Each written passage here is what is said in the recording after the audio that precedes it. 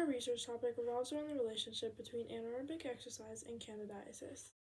Candidiasis is an opportunistic yeast infection that impacts a large portion of the world. It has a wide scope of areas it can infiltrate within the body, such as the oral cavity. In susceptible people, being those with weakened immune systems, fatal systemic infections are possible.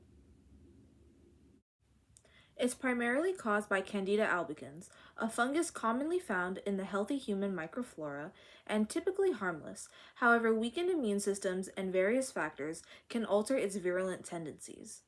This fungus survives in its host through the method of protein secretion, encompassing multiple aspects of virulence, functionality, and ultimately survival. When analyzing the secretome, a specific protein known as PRI1 secreted by the fungus for virulence stands out. This protein blocks antifungal activity, thus enabling the survival of the pathogen. Secreted aspartic proteases, known as SAP, act as virulence factors for pathogenic fungi, Candida albicans.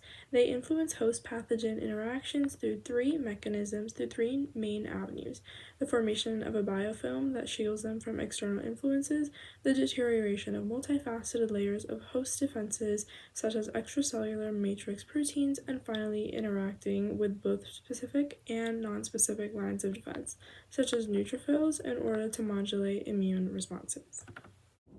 Moving into the next section, anaerobic exercise is defined as high intensity exercise that does not use oxygen in the production of energy. In order to produce energy, the muscles go through the process of anaerobic respiration.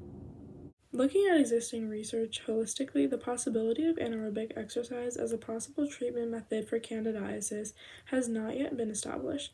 Considering the amount of people suffering from this condition, it is imperative that more solutions are explored. Our research will forge a connection, if any, between anaerobic exercise and candidiasis, and possibly open more avenues for greater accessibility to treatments. This leads us to our research question. To what extent does lactic acid, as a product of anaerobic exercise, reduce the proliferation of PRA1 and SAP in Candida albicans? We believe that lactic acid will effectively reduce the proliferation of PRA1 and SAP. Our experiment was composed of two groups and divided into three phases. The second phase was culturing Candida albicans in a liquid medium comprised of 10 ml of nutrient broth. A separate Candida albicans culture was then inoculated into the tubes and incubated for 37 degrees Celsius for 4 days. The second phase was protein gel electrophoresis for the identification and quantification of proteins.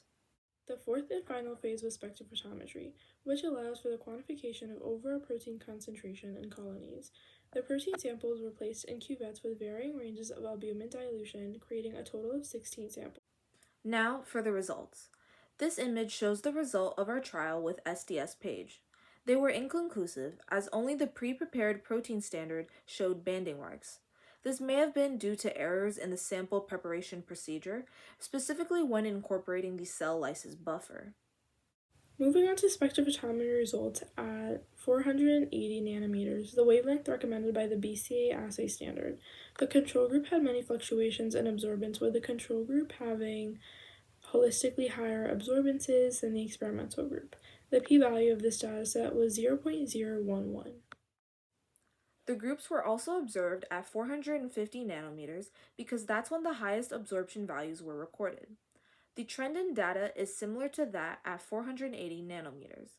The control group had many fluctuations, while the lactic acid group decreased in absorption as the BSA concentrations increased. After verifying with the t-test, the results showed that the 88% lactic acid solution resulted in a significant decrease in protein concentration for the Candida albicans. Empirically, certain lactic acid cultures had larger pellet sizes or overgrowth of culture relative to control group test tubes. Despite this observation, the spectrophotometry results indicate that the 88% lactic acid solution resulted in a significant decrease of protein concentration and a p-value of less than 0.05. The results allow us to reject our null hypothesis. The SDS Page results were inconclusive with a lack of protein banding on gel. The largest limitations were our inability to have larger sample sizes and scheduling issues. Since we performed our experiments during the school day, we needed to plan our procedure around our classes and experienced many setbacks in progression from delayed packages. This study aims to further develop understanding of Candida albicans to support new methods of candidiasis treatment. The direction of future research regarding PRA1 and SAP in Candida albicans should use mass spectrometry to quantify the proteins with greater accuracy. Furthermore, other agents with possible fungicidal effects should be tested in their ability to minimize PRA1 and SAP proliferation. Experimenting with eukaryotic live specimens such as mice who present many similarities to humans in their physiology and immune systems would be ideal because it would most accurately replicate the process taking place within the human body.